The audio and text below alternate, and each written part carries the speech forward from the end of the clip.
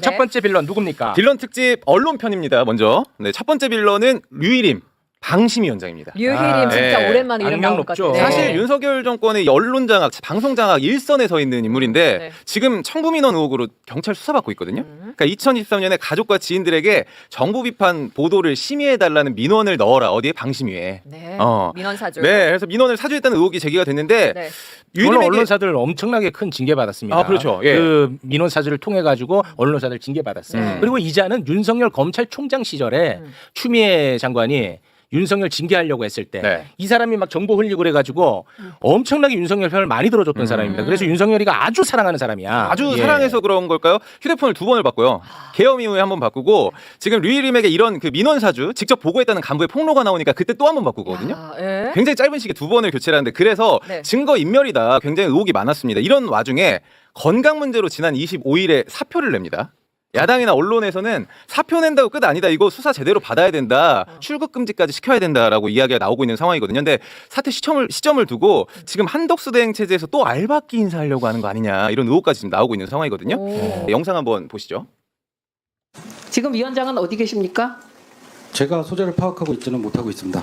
아니 의원님들 어디 가시면 보좌관들이 소재 다 아시지 않습니까? 지금은 공적인 일을 해야죠. 지금 업무 시간이거든요. 근데 지금 방심위 상황을 한번 보여드리겠습니다. 트세요. 잠겨있고요. 안 열어주고요.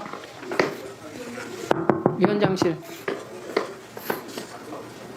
위원장님은 중요한 일정이 있어서 혼자 다니겠다 이렇게 지금 제가 확인한 바 중요한 일정 뭡니까? 그런 것까지는 처음부터 저한테 말해 주신 적은 한 번도 없습니다. 그거 뭐 비밀 요원인가요? 비밀 인원이세요? 위원장이?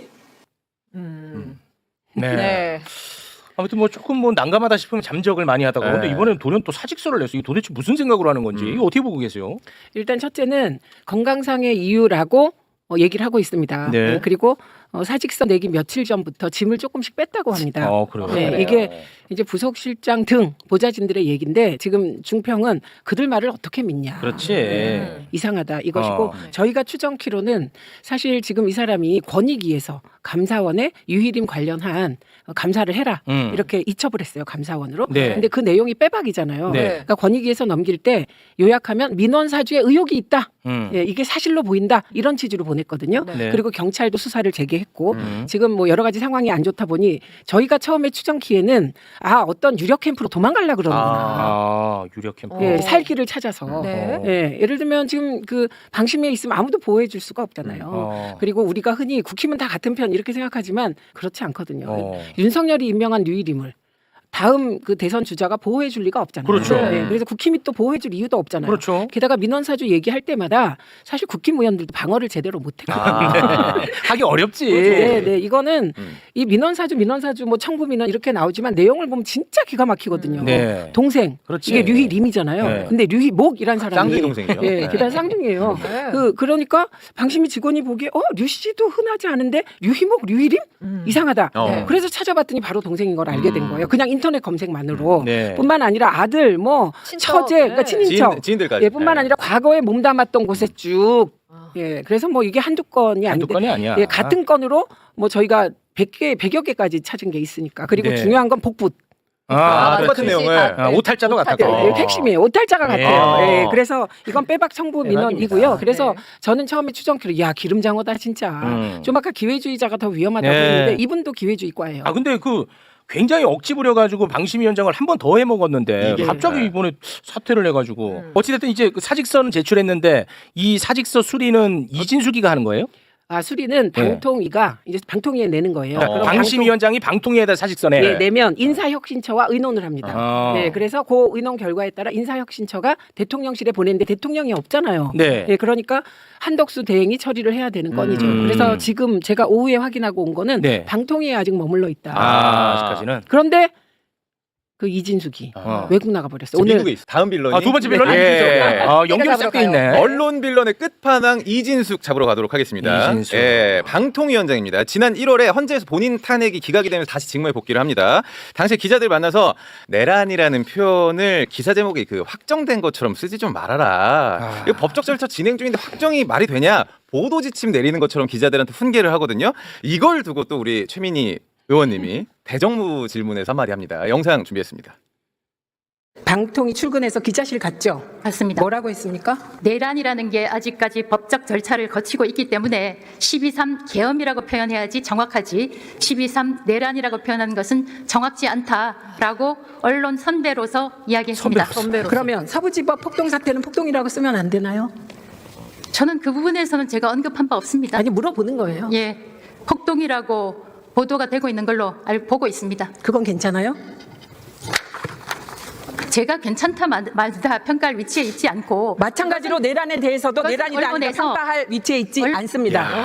아. 119 폭동은 또 폭동이라고 생각하나 보네. 왜냐면 그거는 윤석열이가 폭동 일으킨 거 그렇죠. 아니니까. 아, 그런가 보네.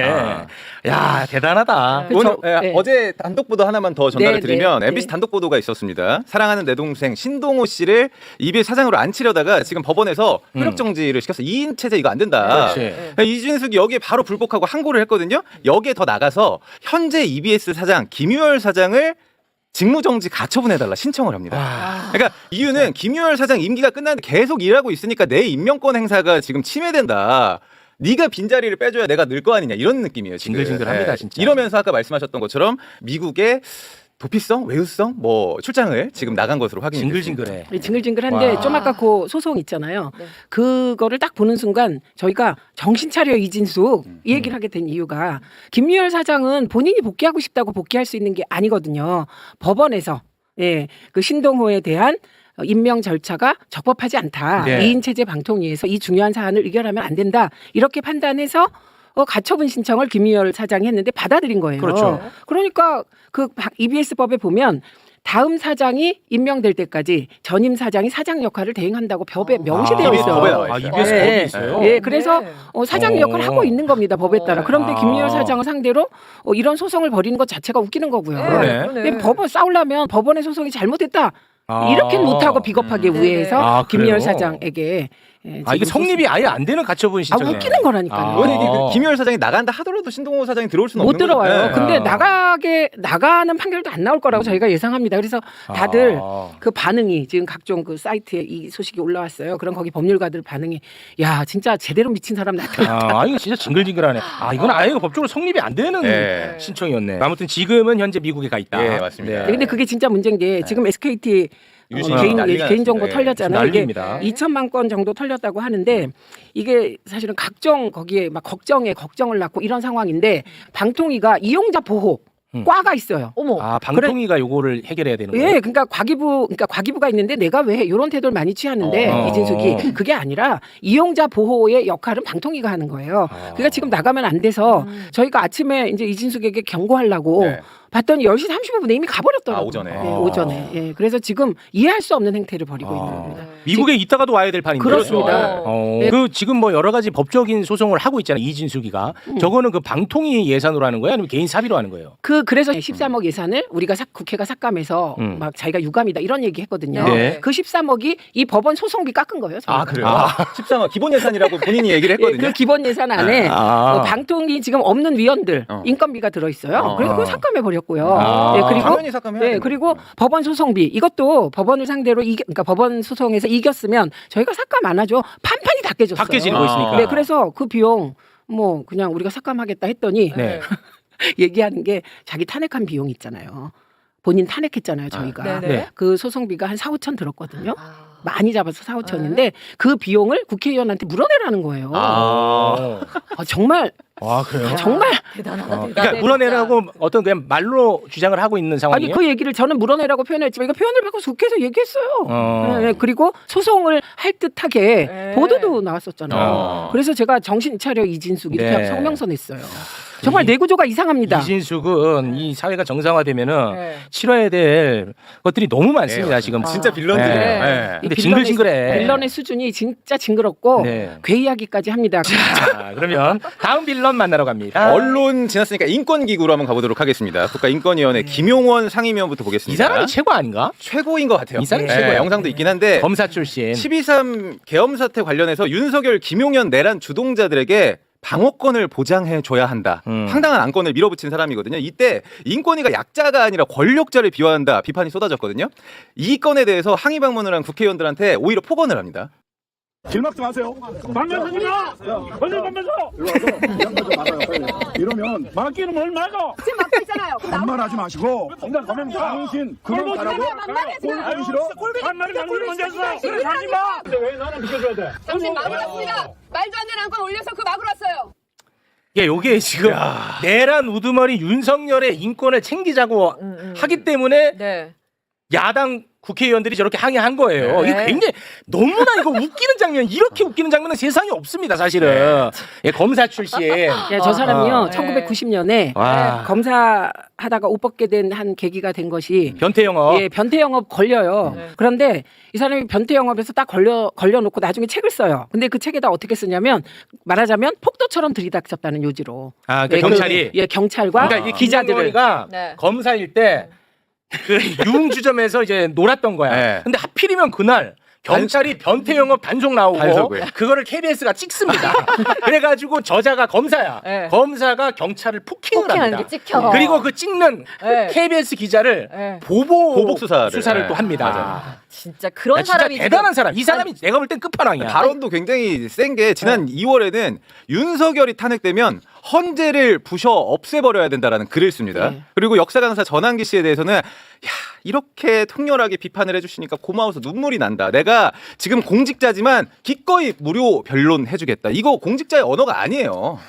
그러니까 이런 사람이 국가인권이라니. 아, 이 이런 사람은 또 이름이라니. 있습니다. 그 유명한 일본도 사건. 아. 예, 1999년에 한일 해양 협정이 있었어요. 그런데 그때 해수부가 협상을 잘못했다. 그리고 해수부 장관한테 일본도를 보냈어요. 할복하라고. 할복하라고. 그런데 여러분이 시기를 잘 보셔야 돼요. 그게 아. 1999년이에요. DJ 때예요. 네, 그러니까 이 사람은 제가 보기에는 미친 사람 많은데 이 사람이 미친 빌런의 최고봉 같습니다. 아, 진짜 대단한 사람이야. 아니, 어떻게 내란 우두머리의 인권을 보호하자고. 아, 이게 말이 됩니까, 이게? 그래서 우리가 아. 세계 인권 기구에서 대한민국을 정말 요주의 국가로 지정했습니다. 지금 예, 그 얘기를 또 드려야 되는데 네. 상임위원이 이러면 위원장 정도는 그러지 마십시오 좀 해줘야 되는데 안창호 인권위원장 이야기를 좀 가져왔습니다. 네. 국제인권기구에 서한을 보내요. 그러니까 세계 국가인권기구 연합 간리라고 하는 인권기구가 있는데 우리나라 헌재를 비판하는 편향된 서한을 보냅니다. 내용이 우리 국민 절반 가까이가 헌법재판소를 믿지 못하고 있다. 탄핵이 지금 잘못됐다라는 내용인데 이거는 실제로 이 간리가 우리나라를 지금 국제 심사를 하고 있는데 A등급에서 B등급으로 강등될 위기에 처해 있거든요. B등급 강등된 사례를 찾아보니까 이집트, 태국 군부 쿠데타 있을 때 B등급으로 강등을 한다고 하거든요. 실제 우리가 지금 강등될 위기에 처해 있습니다. 아, 이거는 진짜 매국행위 아닙니까? 우리나라 잃는 거예요. 대한민국 경쟁력을 완전 다 떨어뜨리고 위신을 추락시키잖아요. 떨어뜨리는 거고요. 이건 사실 DJ가 목숨을 걸고 대통령 된 거잖아요. 그분도 몇 네. 번이나 죽을 뻔하다가. 그럼요. 그래서 했던 것 중에 빛나는 업적이 6.15 말고도 몇 개가 있어요. 그 중에 네. 하나가 방송통신위원회예요. 원래 문화부 홍보조정국에서 방송 업무를 했습니다. 정책 업무를 정부가. 아. 네, 그게 이제 그런데 그것을 바꾼 게 DJ인데요. 그분이 방송위원회를 만들어서 이게 하나의 그 방송 민주화 독립의 기초가 됐거든요. 그게 나중에 방송통신위원회가 된 거고 또 하나가 인권위원회입니다. 인권위원회를 DJ가 만들었어요. 그러니까 이게 그 윤석열이 곳곳에 이런 거의 미친 수준의 빌런들을 찍어 넣은 곳이 다 DJ가 만든 민주 국가의 상징인 방송통신위원회, 방송통신심의위원회, 예, 그리고 인권위원회 이런 데예요. 그리고 권익위가 원래 부패방지위원회로 DJ가 만든 거예요. 그 권익위에도 빌런들이 많고 그 빌런 중에 하나가 지금 방통위에 와 있잖아요. 부위원장으로. 거의 한 30년을 후퇴시켰네. 예, 그렇습니다. 진짜. 예. 와. 아니 의원님 제주 4.3 희생자 추념식에 안 갔잖아요. 네. 인권위원장이. 그리고 이 인권위원장에 대해서도 제가 한 말씀. 역시 기회주의 안창호. 창궐이다. 그건 뭐냐면 이 안창호를 제가 그 김희수 재판관과 함께 같이 제가 인사청문회를 했어요. 그런데 이분을 그러니까 주의 깊게 봤겠죠. 계속해서. 네. 그런데 이분이 박근혜 탄핵 때 전원일치 예. 그 탄핵할 때 그때 재판관이었어요. 헌재 그렇습니다. 재판관. 네네. 네. 그때 엄청 후회를 했다고 하는데 좀 이상한 것이 문재인 대통령이 됐든가 후보 시절인가 유력할 때예요. 네. 그런데 그때 갑자기 우리 행사에 온 거예요. 이분이. 우리 행사가 뭐예요? 그 문재인 대통령 관련 행사에 네. 왜, 이분이 무슨 자격으로? 그때 그냥 온 거예요. 그러니까 민간인 신분이었어요? 예, 신분은 제가 그 변호사였겠죠. 아, 네. 네, 그런데 왔어요. 네. 그런데 제가 깜짝 놀라가지고 저한테 또 그 유일임의 얼굴로 인사를 하더라고요. 너무 반갑게. 근데 그럴 처지가 아니잖아요. 저쪽에서 추천한 분이니까. 네. 그런데 막 너무너무 다정하게 인사를 하면서 네. 저 동그란 얼굴이 웃으면 좀 귀여우세요. 그래서 제가 어머 여기 웬일이세요? 제가 또 솔직하잖아요. 네네네. 그랬더니 이렇게 웃더라고요. 와, 진짜 열심히 사네. 정말 저는 반성합니다. 와, 진짜 열심히 사는 사람들. 더 열심히. 기회주의자가 많네. 도처에 깔렸네. 그런데 기회주의자들은 자리를 받으면 그것에 부응하죠. 아, 최선을 다합니다. 최선을 다해요. 그래서 다시 기회를 얻는 거예요. 기회가 계속 생기게. 계속 갈아타는 거야, 예. 계속. 네. 환승주의자. 환승주의자. 계속 환승하는 겁니다. 저분들이 이번에 만약에 혹시 민주당 후보가 네. 또 500만 표 차로 이기면 어떤 태도를 취할지 또 환승할 수 이쪽으로 있다. 네. 또 환승할 수 그리고 있습니다. 절대 안 됩니다. 우리는 안 그러겠지만 본시 권력은 그런 사람을 좋아해요. 말을 잘 듣거든요. 맞아. 네. 자, 그리고 또 뭐 시간이 너무 많이 지나서 빌런. 마지막 빌런입니다. 오늘 사실 빌런이 많은데 최대한 저희가 5명으로 줄여봤는데 마지막 빌런은 진실화웨이 박선영 위원장입니다. 여기도 좀 골 때리긴 하는데 임명 시작부터 논란이거든요. 그러니까 박선영이 12.3 비상겸 다음 날 12월 4일 SNS에 이렇게 글을 올립니다. 파렴치한 범죄자들 처리를 못해서 나라가 이 모양이다. 대한민국 청소 좀 하고 살자. 이 글에 대한 감사 표시인지 모르겠는데 12월 6일에 윤석열이 바로 위원장으로 임명을 합니다. 진실화웨이. 이게 장관급 인사인데 이때부터 자격 없다 비판을 받는데 왜 자격이 없냐. 과거 발언을 좀 보면요. 윤석열뿐만 아니라 이승만, 박정희, 전두환 독재자들을 옹호하는 발언을 많이 했거든요. 그런데 이제 진실화웨이 역할이 국가폭력의 진실을 밝히는 기관이에요. 말이 안 되잖아요. 네. 그러니까 왜곡된 과거사를 바로 잡는. 진실되게 바로잡는 역할을 하는 기관의 하는데. 수장인데 네. 이분이 대한민국에서 가장 역사 왜곡을 잘하는 사람으로 알려져 있다 이 말입니다. 이렇게 코미디는 없습니다. 없는 코미디입니다. 지난 24일에 5.18 관련 국회에서 발언이 하나 있었는데 5.18의 발생 과정에서 북한군의 개입설에 대한 진화위원장의 인식은 어떻습니까? 그런 논란이 있는 것은 알지만 제가 북한군이 개입을 했는지 안 했는지는 저는 모른다고요. 그거 하라고. 제가 어떻게 그 이상을 답변해 드릴 수 있겠습니까? 그건 명백한 거짓이죠. 그렇게 답변하시면 안 됩니다. 그러면 거기에 앉아있을 자격이 없다니까요. 역사적 진실이 아니다. 이렇게 답변하세요. 답변을 강요하시면 안 되고요. 논란이 있다는 건 알지만 제가 그 사실에 대해서는 자, 모른다고요. 그거 하라고. 퇴장해 주세요. 퇴장 명령을 저한테 하실 수는 없는 것으로 압니다. 저거부터 틀린 말이에요. 모르는 그러니까, 게 접니까 이랬어요. 예, 저분이 지금 자기를 퇴장시킬 권한이 위원장한테 없다고 하잖아요. 네네. 그 얘기가 뭐냐면 그 145조, 149조에 보면 의원이 이러저러 할 때는 발언권을 정지하거나 퇴장시킬 수 있다. 이렇게 돼 있는 조항이 있고요. 네. 그거보다 또 다른 조항에는 장례를 정리할 권한이 있다. 이렇게 되어 있어요. 그러니까 그 조항에는 참고인도 다 해당되는 거죠. 네. 그러니까 저분은 저 요지는 뭐냐면 의원들한테만 해야 돼. 너 나는 참고인이야. 혹은 나는 기관장이야. 나한테는 할 수 없어. 안 그렇습니다. 그러니까 법을 꼼꼼하게 보셔야 돼. 그러니까 저런 분들은 어떻게 저렇게 하나같이 골라도 방송 자유와 독립을 지켜야 되는 기관에는 방송 장악 선봉장 내려보내고 네. 그다음에 이런 진실화해위원회는 사실 이게 넬슨 만델라가 굉장히 독특한 방식으로 과거사를 청산했거든요. 그래서 그 독일식 방법이 있잖아요. 끝까지 잡아서 족치는 거. 마지막까지. 그런데 넬슨 만델라는 고백하게 하는 거예요. 그런데 그 고백을 공중 앞에서 하는 거예요. 그런데 그 고백의 내용이 틀린 게 있어.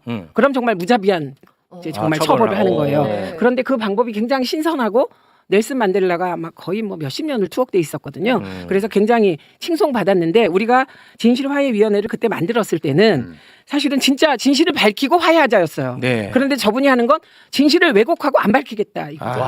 아니 지금 가장 대표적 역사 왜곡이 5.18 북한 개입설 아닙니까? 그렇죠. 맞아요. 그러면 과거사 위원장이 이거를 제일 먼저 바로 잡아야 될 의무가 있는데 왜 나한테 뭐라고 하냐 저런 태도를 보이고 모른다니까요. 있습니다. 네. 이게 정말 이런 코미디가 없습니다. 저게 논란이 있었다고 비켜가서 다시 논란을 만드는 거예요. 그렇지. 위원장이. 저건 네. 지만원이라는 사람이 있습니다. 그거 정리가 됐습니다. 이 사람이 끝없이 북한군 개입설을 주장했고요. 맞아요. 그러다가 징역까지 살아서 2년. 네. 네.